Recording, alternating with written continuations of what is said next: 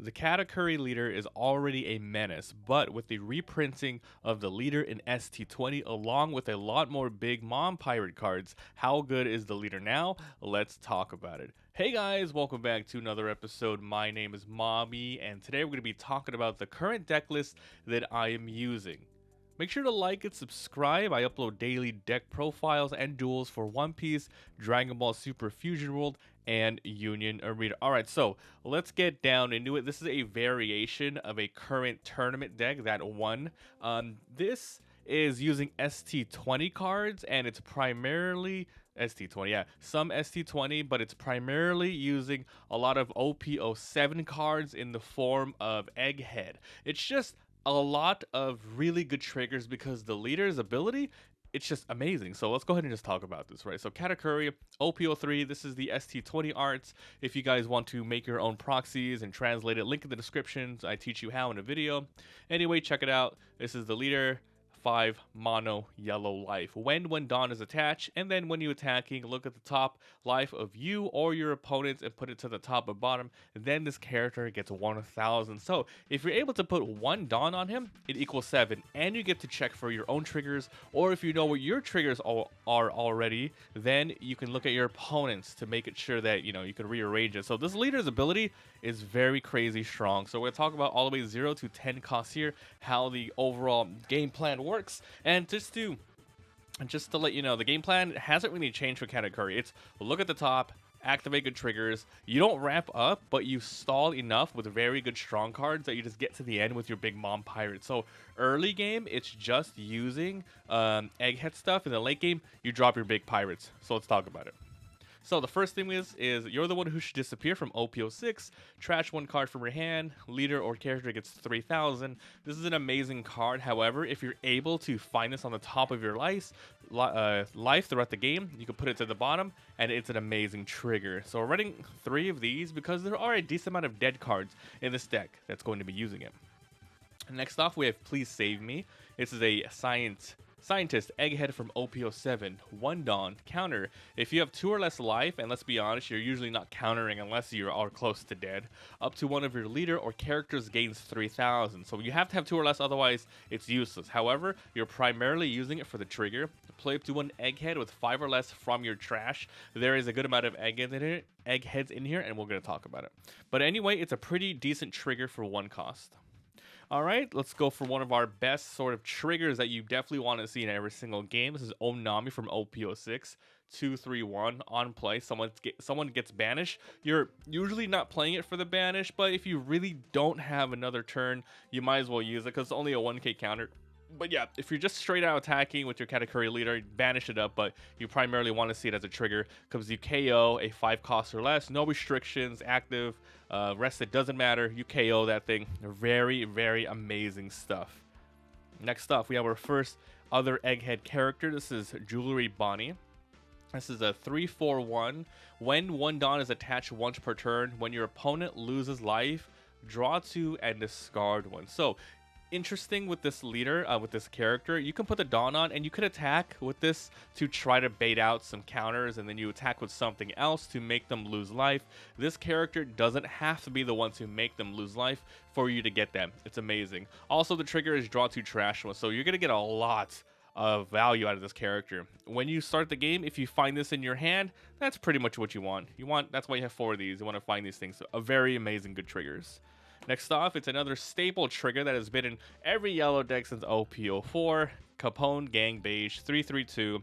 Trigger up to one of your opponent's leaders or characters cannot attack during this turn. It's amazing. It's not like they're rested or they're slept. They just can't attack. It's just amazing. This deck has every single card been a trigger so far. Yeah, everything's been a trigger. It's insane. Okay, now we have another Egghead Straw Hat card. Let's see here. Frankie from OP07. 4-5-2. Trigger, draw 1 card. Then, if you have 1 or less life, play this card. So, because Katakuri can move things around, if you see the Please Save Me, or you're the one who should disappear, and you need it to be set it up for later, same thing with Frankie, you just move it to the bottom.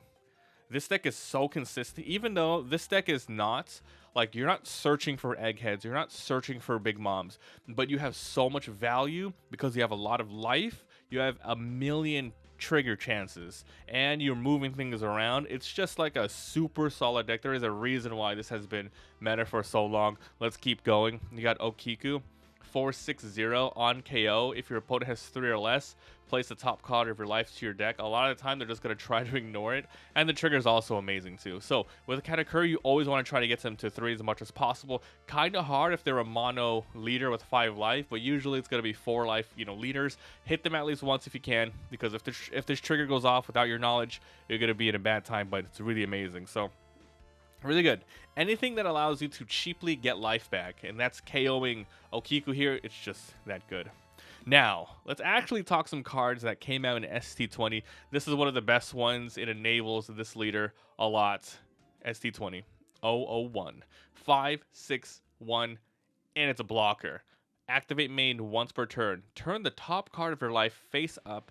Then you give your leader or up to one of your characters 1 rested on. So, it might not seem that crazy, but a lot of the leaders, like the Uda leader and on the Smoker leader, they got cards where all they're doing is allowing your leader to get 1 Dawn for a cost.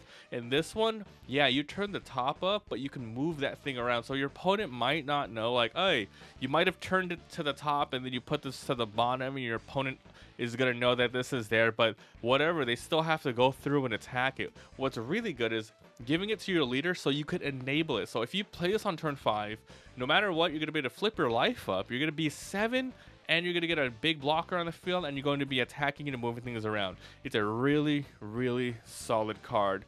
Definitely run 5 of these if possible. Doesn't have a trigger, but the effect is so good on its own. Now we have another Straw Hat Egghead card.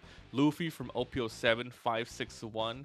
Activate main. You may trash this character. You can use it right away as soon as you put him down. You can wait a turn to attack, or just when it's more beneficial for you. If your life is 2 or less, KO a 4 or less.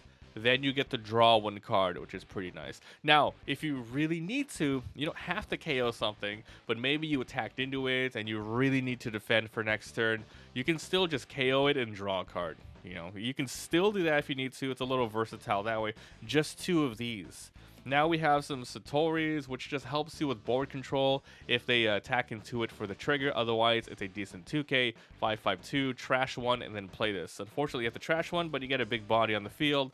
Here is another new Egghead from OP08. We're running a couple of these. This is S-Snake 561 on play. Up to one of your opponent's characters 6 or less other than Luffy cannot attack until the opponent's next turn. It's pretty decent. Also, you can activate the on play. It's kind of like a small version of Beige, right? It's pretty good. And it's a body. It's nice. It's good. Next up, we have Nami from another really good Egghead card from OP08. 551 on play. Trash a card with triggers. There's a million triggers in this deck. KO somebody 5 or less. So it's like the Luffy, except you get to keep it on the field. Then if you have 3 or less in your hand, draw 1 card. Now, if you really need tempo and you don't have 3 or less to draw, I would say still do it. You throw this on the field, you trash a card, and they lose something and you gain a body. It's still a decent, it's still very decent sort of tempo. Activate the on play ability is the same thing as well, so there you go. Now, we're moving on to the late game. So, early game, it's all about the Okikus. It's all about the jewelry bonnies. It's all about these amazing triggers, the blocker. But then, here we go, finally, the big mom stuff. Charlotte Linlin from ST07, 780. On play, your opponent chooses one of the following effects. Either they trash a life from their top life, meaning they can't use it for a trigger. It's basically banished away. Or you get to heal one. So your opponent's like, I don't want to take the hit, but the more I give cards to Katakuri to heal, the best, the more triggers that this character is going to have. So it is a tough choice. Very thematic, of course, with the Linlin. And then finally, the only archetype that can play this card is the Big Mom. So you definitely want these. These are pretty much your end games. And honestly, if you start the game with 1 or 2 in your hand, I'm not kidding. You probably want to keep that mulligan in your hand. Because there's just no searching in this deck. That's probably one of the biggest weaknesses of the deck. There is no searching. However, you at least get to manipulate the top of your life. You can, just have a good amount of triggers in this deck. But let's go and talk about the card. 10, 12, 0. A lot of people think this should have been banned, but it's amazing. It's such a good card. It's a leader lock, so it's fine. if your leader is Big Mom Pirates, place up to 1 card, so you heal, and they trash 1. So if you can get out this turn, you heal, attack, so freaking good. So it's a pretty straightforward deck. Now, with I think with ST20, they probably had overall the weakest cards. The deck's pretty good, but in the deck itself, if you buy that starter deck, I think you get these moms, but not these moms. But overall, this is a super strong Katakuri deck. ST20, the best cards were only just those Katakuri blockers that they gave you, because it's just that crazy. This leader was meta and is probably going to be very soon again. Once people start getting wise to a lot of the things you can have. You don't need the Sparrow searchers. You don't need the Charlotte Pudding searchers. No, just get a lot of amazing, good staple triggers and attackers, because your ability to sift through and stuff, and because now that you have the Katakuri here, you're just able to do this more consistent. It's just a really good deck. It has won a tournament, this specific deck. So that's it, guys. Not much to say. The Katakuri deck has not changed much. Now, I haven't seen every single OP09 card yet as of recording. There's still like 50 or so to be revealed, so I don't know if anything will change until then. But for now, this is the deck that I'm using if I want to be super competitive with Katakuri. ST20, it came out, but I mean, we've only added like 1 new card since OP08s. We'll see what happens. So thanks for watching, and I'll see you guys next time. Goodbye.